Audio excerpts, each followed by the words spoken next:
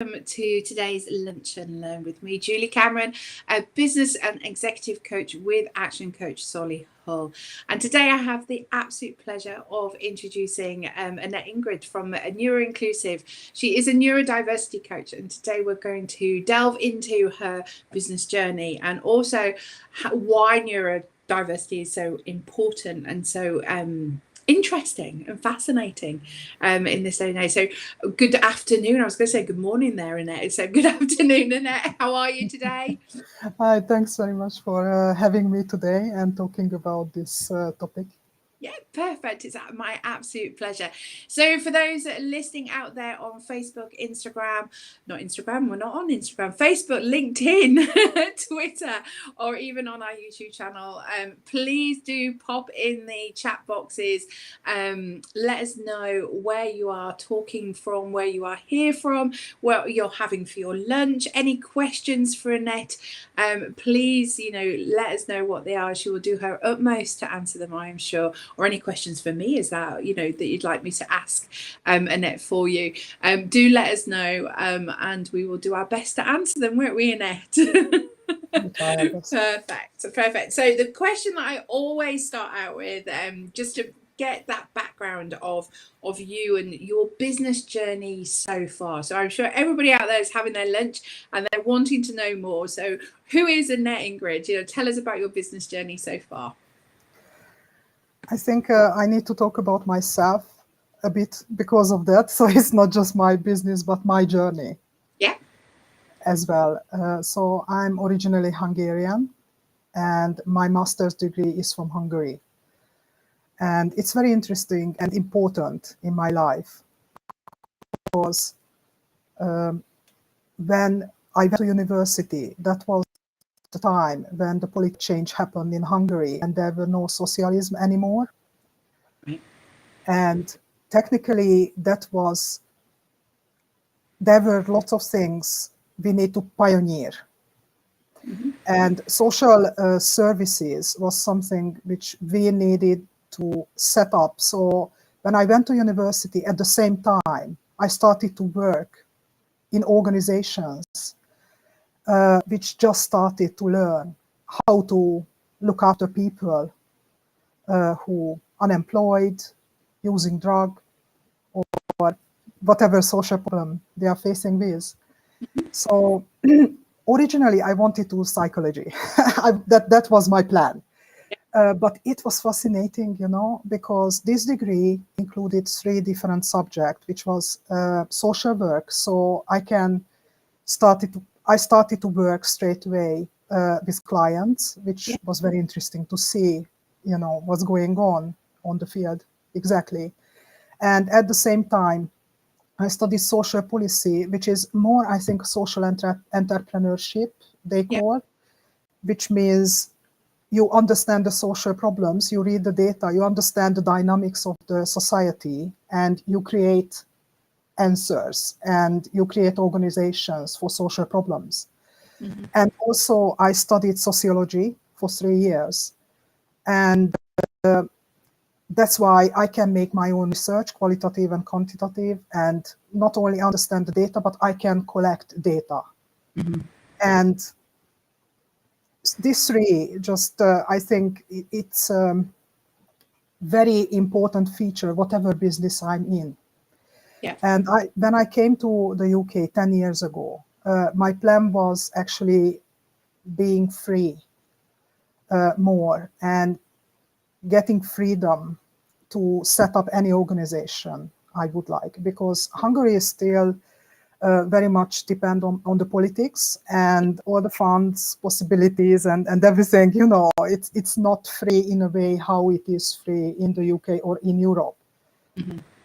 And so this is when I came over 10 years ago, nearly a year, I set up my company and I started to experience what is it being an entrepreneur and setting up a business in the UK and learn this in many ways. It wasn't a social enterprise first. It was something different, but I just know that on the journey, wherever you are, whatever field you are working in, all the experiences, all the learning just coming together at the end somewhere, and you can use somehow in the new working environment. If you decide to change, it still affects the new setups. Yeah, very much so, very much so. So what happened next? What was the first thing that you set up? Was it the was it like it was it was more based on the family scale, because my partner was a builder and the engineer, so we run this a company on this area, and I learn, client service and many technical things, how to manage, do planning, financial planning or whatever. So this is what I learned. Yeah. And when COVID came, because I always planned to do my PhD. Mm-hmm. But what I knew that I do not want to do it in Hungary, I would like to do it abroad. Yeah. And I think when COVID came, everyone just started to think, what's going on in their life and what's next, because nothing will be the same like before. And I felt it like I really need to start to work now on and making effort to reach this PhD if possible. So I decided to go back and do anything which is relating to my future PhD subject. And that's why I started to look around again what's going on in the UK regarding social services and topics. And because I'm already, in business, of course, I picked something which is close to my academic interest, but also important from employment or company point of view as well. Yeah. And I started to see clients as a private therapist. Yeah. But also felt I need to start something in the company level and provide even trainings or share information I just gain on this journey with companies. Yeah. Amazing. I always think that things happen for a reason, Annette. Do you know what I mean? You don't need to come over to the UK, explore with your background, and it kind of really follows really nicely, to neurodiversity, and I guess, it's quite, I was going to say, not to belittle it, but it's quite a buzzword, neurodiversity. But actually there's a lot of people probably out there that doesn't know what neurodiversity actually is. So if I said to you, can you sum up, what is neurodiversity for myself and our listeners out there? What is neurodiversity according to Annette? So, in basically we understand what is diversity in many aspects. Neurodiversity is neurological diversity, which means we are thinking, experiencing the world and learning differently. Yeah. That's the basic. And there are some, so why I like neurodiversity? Because I try to little bit move from the medical terms. Yeah. Because when we have certain medical terms like ADHD, autism, dyslexia, we always believe that all these subjects are just those population who needs to go to medical therapy or treatment, and we don't think that actually this kind of diversity is everywhere. And if we understand, there are many people who don't know actually they are neurodiverse. They never get diagnosed because they are maybe below the threshold, or they just medically they never ask for. They don't know, what's wrong. They try to cope with it. And what we understand as neurodiversity today, all the research started in 1980s. Right. And people who left school that time, they never been picked actually medically as well. So at the moment, we see a huge boom in diagnosis as well. But I still believe there are people who, and most of my clients actually are not looking for diagnosis. They don't want to see themselves as medically problematic. Mm-hmm. But that's why I like coaching, because from coaching point of view, we can talk about coping strategies, how to make their life easier. Yeah. And not thinking about medication or Yeah. medical And I things. suppose for a lot of people, that's the key, isn't it? You know, how to cope, how to adapt to day to day, how to ensure that you're living life to the full, with potential challenges, you know, and that goes for a lot of kind of different, you know, diverse aspects, doesn't it? Do you know what I mean? It's not just neurodiversity, it's a lot of other things. Yeah. There's coping strategies that are key. And I think that's really interesting, you know, because you're not here for a medical background, you're here from a coaching background. And so there's coaching, you know, from a coach, a business coach background, is how you are going to achieve the goals that you've set. And it's the same for yourself, you know, with your neuro challenges, you know, what are you going to do? How are you going to cope with day-to-day living? So, you know, obviously, you know, where did this, you know, obviously you talked about kind of like your background with your educational aspect. Is neurodiversity, like, that is the key for you? That is where your future lies? That is like the interest that you have? And is that what you're doing your PhD on?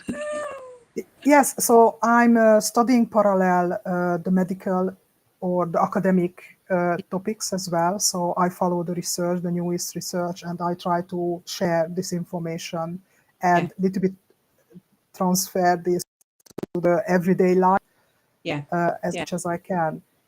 But also, you know, that can be a big question, why I am here with you, because you are a business coach, you know, and why this topic is relating to here. And research shows that many neurodiverse people technically thinking out of the box. And people who are thinking out of the box, they like to set up their own companies. Okay. You know? And I think this is how I'm coming here and talking to you. Yeah, most definitely, because it's fascinating, because you find that, you know, a true entrepreneur, you know, they do think out of the box. It's one of the things that we talk to about in coaching, you know, how do you join 9 dots together? You have to think out of the box, you know, and when you're kind of have that mindset, it's fascinating, but equally that brings its own challenges, and that's its own challenges working with other people, with you know, with delays, time delays, with, you know, all of those aspects. And it can be challenging for a lot of people, and I'm assuming that this is where you come in and help. Yes, technically this is, because even we can create and we can build on companies on their strengths, which is a uniqueness of their thinking or analysis regarding detail or finding solutions. But in everyday life, there are many, many challenges coming because of neurodiversity. And what is said in this, so people who don't know, and that's why I try to share this information with many people, just realize if they're neurodiverse, because so people would like to fit in. This is a nature of people.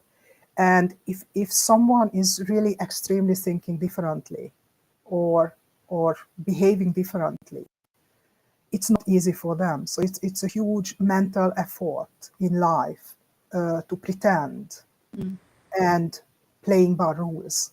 Yeah. You know? And I am here to say that they can be themselves, and they do not need to punish or be ashamed because they are doing things differently than maybe the majority of the population, which we call neurotypical, because they have their place in the world. And there are people like myself who really can help to create an environment which they do not feel different anymore. Because when you create the rule of the game, you are not someone who is breaking the rule anymore, but you create the game, you see? And this is a kind of a recipe for a success in a way. Yeah. No, I love it because, you know, just thinking from a slightly different angle is, you know, obviously you've got business owners out there that are maybe looking to employ people, you know, and, you know, these challenges come to light when employing people, you know. So what advice would you give out there to employers even, you know, about including people that have neurodiversity challenges? You know, what would be your advice to them? I see that in big companies, there are many movements in inclusion and diversity that they try to implement policies for neurodiversity as well. But I see that small and big and medium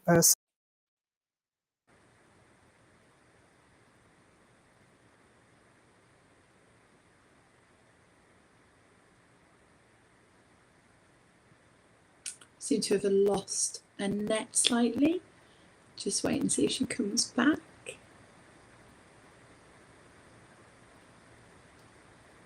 I'm sure you'd all agree it's a fascinating subject so far. Hopefully she will be back with us in just a second. The joys of being on Zoom, not on Zoom even, the joys of being going live on Facebook and LinkedIn and Twitter and our YouTube channel.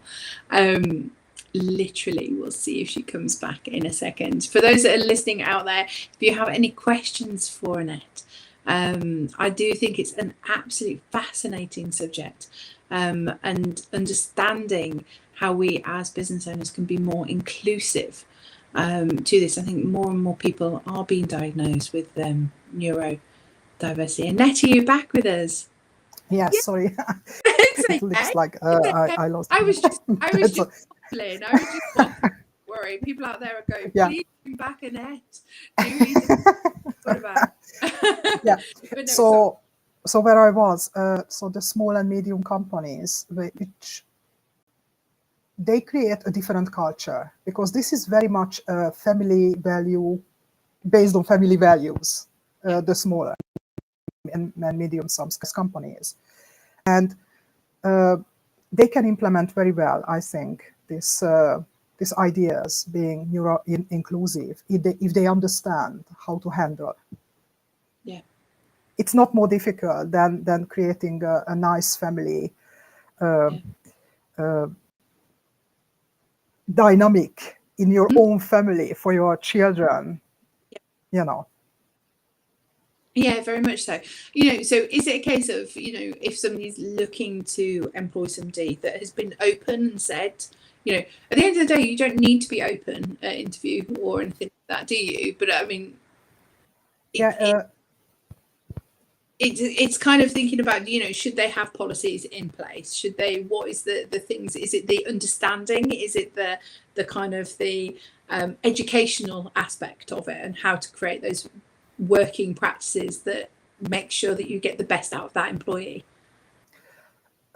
I think we have to mention two things here. One is what I see now, and I think this is making my life a little bit more difficult, that companies are still a little bit avoiding prevention. Okay. And they more implementing anything which is reacting to the problem. Right. And because of that, they create a little bit difficult environment for neurodiverse people to disclose and talk openly about their selves. Yeah. That's the problem, because they intervene only when the problem just happened. Yeah. But the truth is, and why the prevention is much more important and the education is much more important, because if the company is open to talking about awareness trainings, they start to talk about it, the topic, what is neurodiversity, and this is valid, and I'm not avoiding this in our company. And we understand that based on statistics, we are talking about 15-20% of the population. So there is no chance that we have no neurodiverse in any company, you know, but we can actually close our eyes and we can say, no, in our company, there is no this problem. But it's not true. We just don't want to see it. Yeah. And so when you go and just learn about this, when the manager understand, they start to implement discussion. And this change the whole game for the people who are there, even they know or even they don't know.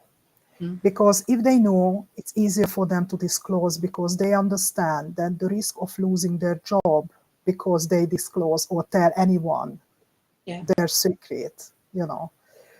Or if they don't know and they are facing any difficulty, there is the open discussion and a supportive environment for them to discover, because it's a very hard journey for everyone, I have to tell you. So my clients are getting their self-diagnosis very late, sometimes 40, 50 years old people who they live their life in certain beliefs, and they just get this knowledge. And accepting this is technically the same than any grief process, because you have to accept that you have this condition. So what's next? How to live from now, or who I am from now. So you can imagine.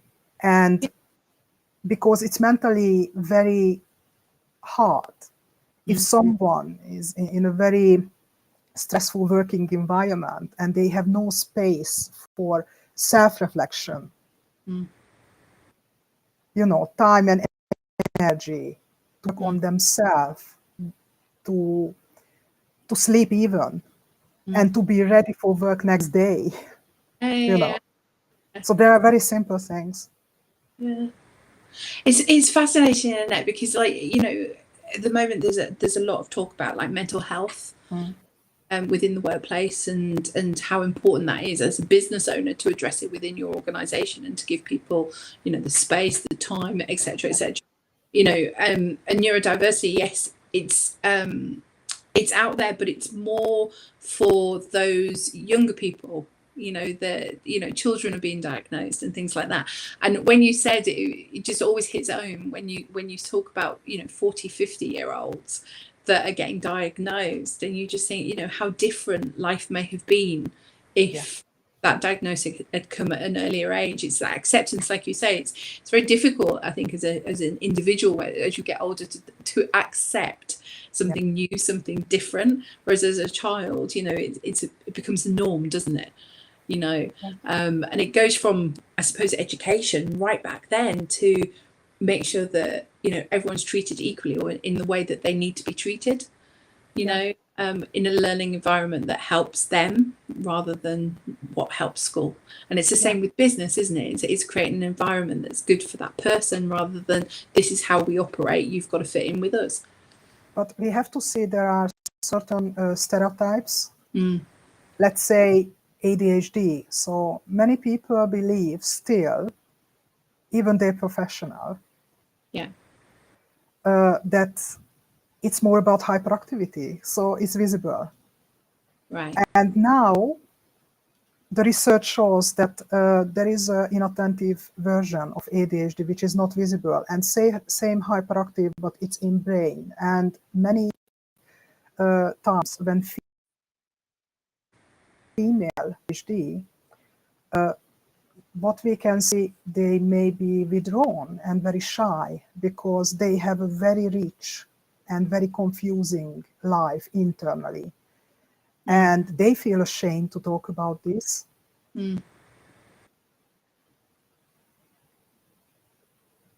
So sometimes we really need to talk about stereotypes. And unfortunately, many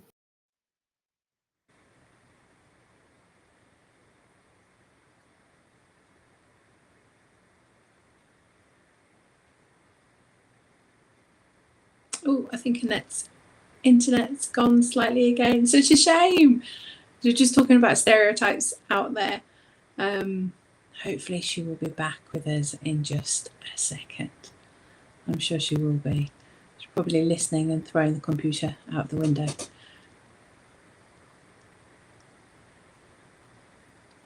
But it's so important as a business owner to be aware of your employees. And I think that's key. That's coming out of this message from Annette today, being aware of people and to create that environment that's safe and secure and able for other people to actually express themselves in. But it's fascinating what she's saying about that there are different types of ADHD. So we'll just see if Annette can come back in. And if so, we'll get her straight back on. I have a feeling the joys of the internet's not on our side this afternoon, but I'm sure she will make it as soon as she can, and she'll come back on. So yeah, so I guess, you know, if anybody's out there, say hi, and so I can chat with you a little bit more. What questions have you got for Annette? Just to also let you know that this time next week we'll be talking to Tina Steele from Aspire Steele Financial Management, who's going to take out that kind of all the myths where financial planning is concerned. So it should be a good one. Well, not should be, it will be a good one. Tina's a great speaker as well. So here we have Annette coming back. Hello. Hi, I'm so sorry. I don't know what's going on Right. with my internet today. Absolutely fine. Absolutely fine. I was just waffling again. Everybody who's listening to us will be going, yes, she can definitely fill. So go ahead, Annette. Can you remember what we were talking about? It was about the other ADHD and the perceptions of stereotypical. Yeah. So what I just said, that even we make effort in a company to talk about mental health or involve mental health professionals, many of them don't get any training on neurodiversity because, as I said, it's very, very special, very, very medical sometimes, very academic sometimes, and we need to be trained for this. It's not easy, and we really need to specialize for this. So I hope that in the future I also I build my connections, partner for other companies or other mental health providers, and it's moving slowly. I say. Yeah, no, it's interesting because it is about those connections. It's people recognizing it. Like I said, you know, you can talk about, you know, men's mental health or mental health within the workplace, and you rewind, you know, 5-10 years, that was never a subject or a topic that people would necessarily talk about within the organization. So yes, I feel like we're on the cusp where, you know, neurodiversity is concerned, because there's a lot of talk about it now. People get diagnosed a lot quicker at primary school age, secondary school age. It feels like after that there's a forgotten kind of generation, I suppose, of undiagnosed people. But slowly this will change as the people that have been diagnosed at an earlier stage then start going through. So businesses will have to adapt, will have to kind of change, you know, and change is scary for a lot of people, you know. And I think one of the things for small businesses, business owners out there, is a lot of them will say, well, it doesn't affect me, but it will. Yeah. And there are self-tests which is free, so you can get an indication about this yourself anytime. Wow. So anyone who is interested, I am happy to share. There are many self-tests about dyslexia, dyspraxia, autism, highly sensitive personality, and many things. Wow. So if someone is interested, they can, and it's up to them what they do with it. But they can test themselves, and it's not a diagnosis, it's a self-assessment, very quick. It just gives an indication if there is something you need, maybe would be interesting to discover further. This is what I can say. And I think and I think that the people out there, it is fascinating, it's interesting, it's enlightening, because like you said, you know, and I think it goes back to when we first started talking, you were sort of saying there's so many people that are undiagnosed that actually once they get a diagnosis or explore a different, you know, a bit more, they then go, oh, you know, and everything then becomes aligned. And you know, and then that's when you can talk about the coping strategies. Yes, you know, yes, to definitely, make that yes. And a lot easier. my clients, yeah, and so I go many network events, and I Mhm. always bring this self-test with myself. And beforehand, I always email them and ask them to fill. And there are people who come after the talk Mm. and say, "Wow, so I Yeah. didn't know." And look, this is my result and everything. And when I talk, sometimes I talk. I do some talk, and they just come to me and they say, "This is the first time when I can be honest with someone, and I feel that I am heard and understood." Yeah. And it's just so sad to hear. That's the truth. So we need to change on this. And I would like to also inform people that the government also supporting Mm. companies. There is a access to work scheme, which is Okay. possible to get funding for job coaching from me, and they do not need to have any diagnosis. It's based on a special assessment. There is certain questions they ask, Yeah. and they put together some offer Hmm. for the neurodiverse person, Oh, wow. because neurodiversity is defined as invisible disability, and access to work scheme is operating around disability, Mm. and they provide lots of very very good, sometimes softwares or special chairs, tables, but also job coaching. And this is a special job coaching. Mm. So learning strategies, how to solve problems in the workplaces or overcome challenges. This Yeah. is what we do. Yeah. And it's fascinating because, we talked about, that a lot of people with neurodiversity can think outside the box. They Mm. can solutions that, that a lot of us probably would never even think of, So why wouldn't you want somebody like that in your business? Why wouldn't you? Do you know what I mean? Yes, okay, there may be, but if there is funding available, if there's, Yeah, job coach, access to work, it's about encouraging people to get to work and to see their worth, their benefit that they can bring to a business. I think it's fascinating, Annette. It really is. So do you work primarily with businesses, or do you also work on an individual basis is it adults, or do you work with children as well, or okay. I just would like to add on something which is not known, that access to work scheme is not just the bigger companies. This is for self-employed as well. oh wow, okay, yeah, So I have client who run his own business, and he is the only employee in the business, yeah, and he got the fund, and he got a couple of amazing, £1,000 to amazing, change and amazing. help. So Yeah, literally, if I'm a business owner and I'm the only person in my business, but I need this, then it's yeah, accessible for us. yeah. That's fascinating. A lot of funding is never available for just as It I would is. bam, but that Yeah, is yeah, which also shows that there is that kind of that thought for change, yeah. that it's becoming more recognizable. Yes. Yeah. Yeah, yeah. So I'm working with adults mainly.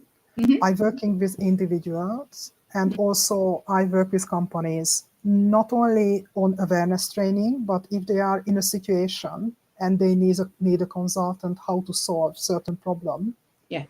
they can turn to me and pay me for an hour Yeah. consultancy or something, and explain the situation, and we just work out some plan. Yeah. Definitely. So I work with HR people and line managers a lot Yeah. in this. So if we've got HR people listening on LinkedIn land and Facebook land and etc. I won't say Instagram this time, but if they are listening out there, then we will put Annette's details in the chat box so that people can reach out to her after this. So and I'm sure that you welcome conversations with everybody. When you look back over, the last 10 years since that you've been in the UK, what advice would you give to people that are setting up their own business and that are kind of going, I'm going to do this? What advice would you give them? So this advice, we talk about something unique, which I do. Mm-hmm. because that was a biggest challenge for me. You know, I'm talking about something which is not. It's hard to define as business, but it is a business in a way. Yeah. So I always understood that this is not a charity. I don't want to operate as a charity. I would like to operate as a business, and I would like to support businesses. But I think now I realize that there is a new form, they call CIC, and I think this is the best which I can do, because of this nature that there is no prevention, or there is no budget for prevention that much in companies, especially if they are smaller. I need to support companies, or I can support companies through government funds, and this is my plan to change my company and format from the pure business or profit format to the kind of hybrid between profit and non-profit Organization. yes. And the other thing is, my situation is very, very, very different and challenging in a way, because I'm Hungarian, so I came from another country, and if I decide to be independent and run my own business, you know, I need to build a network. It can be a huge challenge, because I have no ex-colleagues or or family or whatever to call, you know, and talk about what I do. And so I technically, when you relocate to another country, you lose all this kind of network. Yeah. And how you can build. And my learning is how to balance out the online presence, which is kind of less face there, and being as a person in face-to-face networking in a location somewhere. Because I always define myself definitely not a local business. So I'm targeting UK wide, and I think that's a goal for me. But still, it's very good to operate and make effort on face-to-face meetings and building this kind of network at the same time, and not just thinking about how to be present online, and having a good strategy in this. Yeah, I think it's really key. Marketing is a massive thing for a lot of businesses out there. You know, massive. You know, it's how we rely on getting new customers. It's how we rely on that presence. You know, regarding, you know, whether it's networking or whether it's, you know, website, LinkedIn presence on social media, whatever your strategies are, it's key in having them in place for your business. Is massive. So we'll fast forward 5 years, 10 years, Annette, what will your business look like? There's a question that I'd not prepped you for. Yeah, the other thing which I wanted to say, because I worked in a market research for 10 years. Yeah. And I believe in market research very much.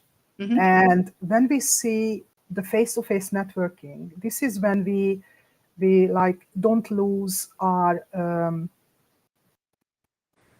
finger to put to the topic, you know, and get really lively feedback. And that's why wherever I go, how far I am in even awareness training or anything, I still would like to see clients, because I believe that if we are just out from this reality, we can't get enough feedback. And in business, nothing's straightforward. You know, it's always learning curves and everything. And we do not need to be afraid to challenge anything which we believe, because even we believe in something, maybe we need to modify a week before or a month later. Yeah. Because the market is changing, or the people needs are changing, or you know, and we can't just stubbornly keep going. We have to have resilience and flexibility in business and in life anyway. So I think that's the biggest message. Yeah, no, I totally agree. I mean, you hit the nail on the head with the resilience and the adaptation and that to change, and I think that's key for business owners. I mean, you know, who would have predicted COVID, you know, 4 or 5 years ago? You know, it was never on anybody's mind, you know, at the beginning of that year even. Do you know what I mean? So as a small business, you know, owner or as a business owner out there, we all had to change, we all had to adapt, we all had to be flexible in what was thrown at us because we didn't know what was coming. And you know, the majority of business owners out there, I think that has taught us a massive valuable lesson that we need to do. We can't put the duvet over our heads and pretend it's not there and it's not happening, which I know a lot of us wanted to do in those first couple of weeks of COVID. But actually, action gives you results. You know, it is action, and it's taking control. And that's where, you know, when topics such as neurodiversity and mental health, you know, all of that come up, then actually we as business owners have that duty of care to our employees to actually look after them, to educate ourselves, because you will get more out of your people if you're looking after them. And you know, I mean, like I say, you really, thinking outside the box is so key for a lot of organizations. You know, how can we overcome that challenge? You know, well, actually, if we did this, oh my gosh, I never would have thought of that. That's the benefit of these people.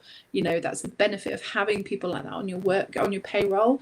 And equally, like you said, Annette, having, you know, funding out there that people aren't aware of, you know, until they need it, you know, or until afterwards. It's just key. It's just key. It really is. It's a fascinating subject, an absolute fascinating subject. Yeah, is there anything else that you'd like to add to or educate our viewers about today? No, I think you summarized very, very well and well said, and I agree. And thank you so much for. It's an absolute pleasure, Annette. It's lovely chatting to you. I've always found our conversations, and we've had many over the last, like, I don't know, we've known a year or so, you know, fascinating, because you always learn something new, and that's what it's all about. And I think that's the responsibility of us as business owners. We constantly should be educating ourselves on new challenges that are out there, and neurodiversity is one of those. So for all of those people that are listening, we've had a few comments, a few kind of good afternoons. Mark Pearson's been online and he says a good afternoon to us both. You know, it's lovely to have you out there. Like I said, we will put Annette's details in the chat boxes, yeah, any questions, we were more than happy to forward them on to Annette. Hopefully some people will reach out and have those conversations with you, Annette, and educate themselves a little bit more. But for now, I just want to say a massive thank you for coming along today. It can be quite daunting stepping out during one of these, and I do appreciate it, because I do think it's a subject that will fascinate and inspire a lot of people. So next week we are Lunch and Learn. We are back with Tina Steele, as I mentioned earlier, who's talking all about financial planning. There we go. And so it should be an interesting Lunch and Learn with her next Monday at midday. But like I say, thank you again to Annette, and we will see you all then. Thank you very much. Bye for everybody.